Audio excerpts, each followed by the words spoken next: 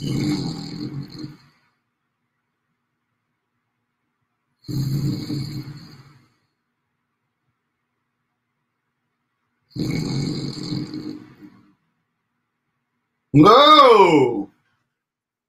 Well, hello there.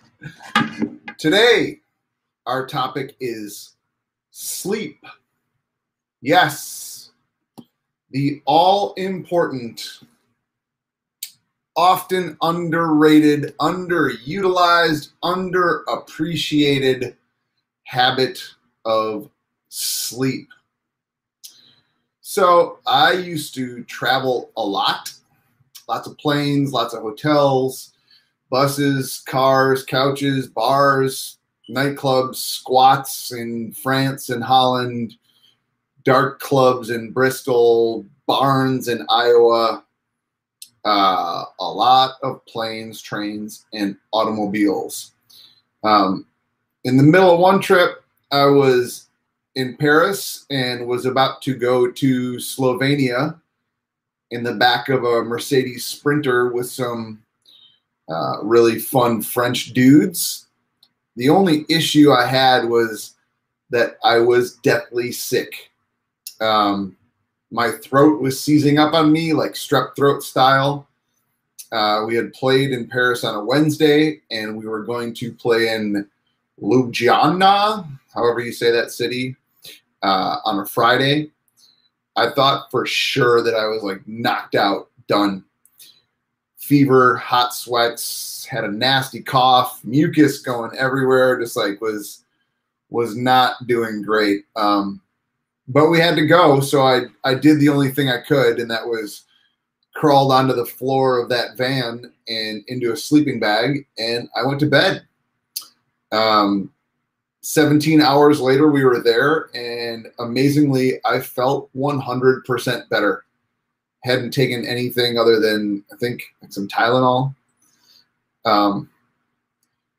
It was kind of like it had never happened. I felt amazing. To be fair, before that, I hadn't been treating myself super good and may have had a few dozen long nights in a row. But this is one of those events that really caused me to understand and experience the power of sleep. So today, someone asked me, you kind of talk about sleep a lot in your plan. Is it really that important? It is. It really, really is.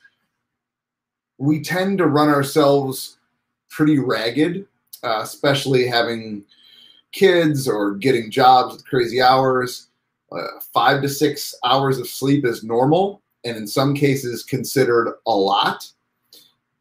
It might be normal, but for most people, almost everybody, it's not good. It's just not.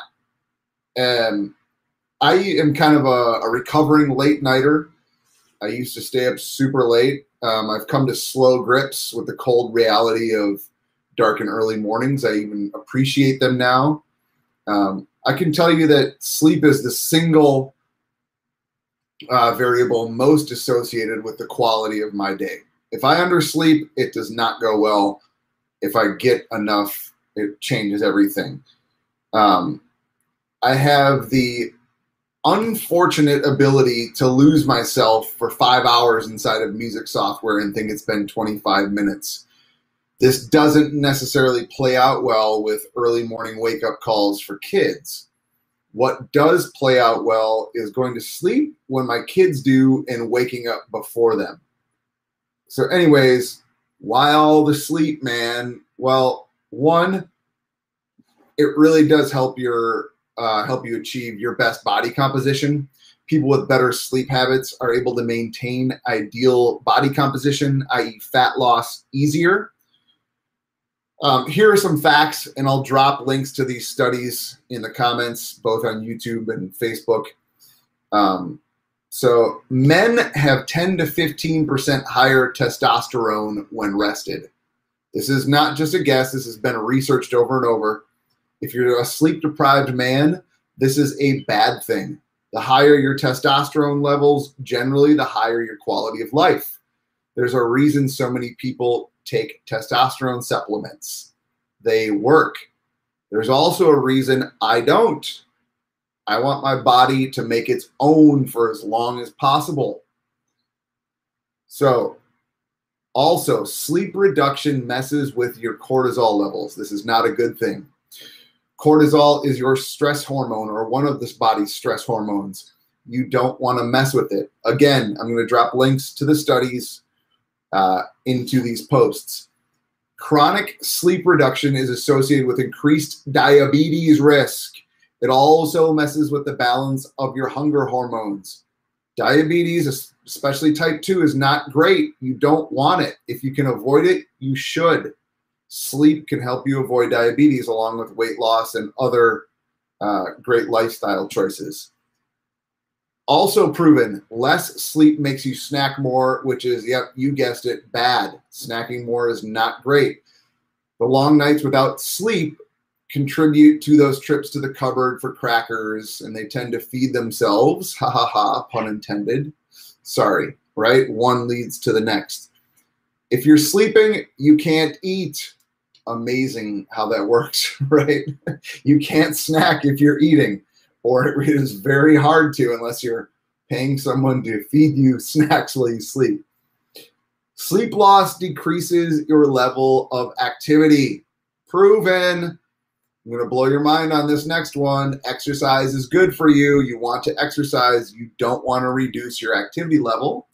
Sleep makes you do less exercise. That is bad. To conclude, not sleeping enough causes all sorts of bad stuff that will really mess with your body composition goals, health, mental and physical, and overall quality of life.